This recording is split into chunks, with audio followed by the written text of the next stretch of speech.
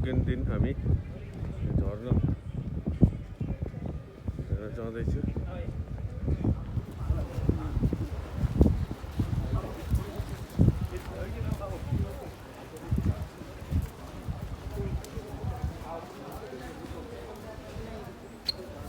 यो छेजुदो भन्ने मेरो पुर्खौली बाजेको गाउँमा आइपुगेको छु।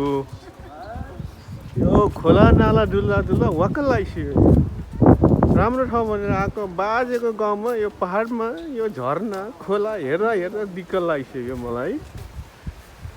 यस्तो खोला हामी पौडी खेल्ने हिँड्थ्यो है। त्यही त अर्को खोला हिँड्थ्यो। त्यो पनि हामी त्यो बेलामा जाङ्गिनलाई भन्थ्यो।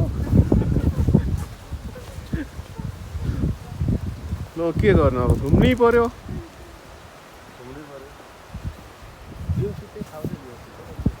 जे होस् हाम्रो खोला नाला भन्दा यसको चाहिँ अलिकति सुन्दरता व्यवस्थित चाहिँ फरक छ। हेर्नुहोस्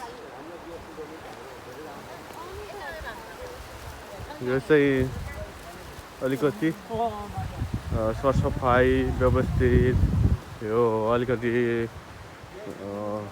आकर्षक बनाएको छ।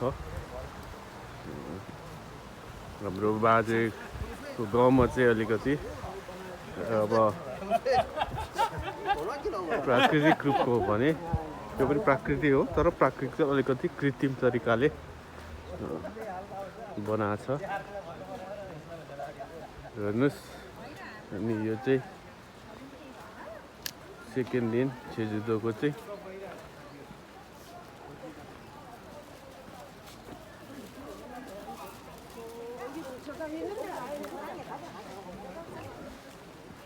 आइपुगेको छु। यो रुखलाई जस्ताको तस्तै राखेर यसको मुनि चाहिँ यसरी मजाले बस्ने ठाउँहरू खाने ठाउँहरू बनाएको छ।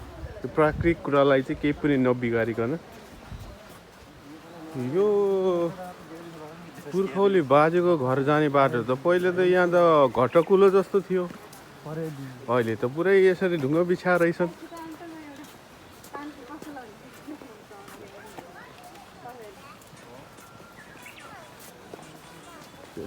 बाजेको पालामा नभए पनि नातिको पालामा ढुङ्गा बिछाएछ बाटो।